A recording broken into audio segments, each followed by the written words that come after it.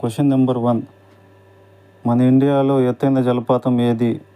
Answer option B కంచికల్ జలపాతం.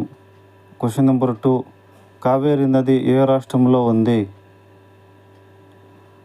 Answer option C Karnataka. Penna నది ఎక్కడ జన్మిస్తుంది? Answer option D నందికొండలో.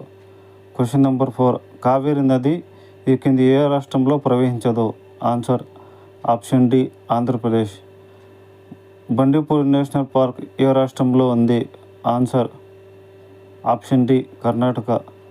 కర్ణాటకలో ఎత్తైన శిఖరం ఏది?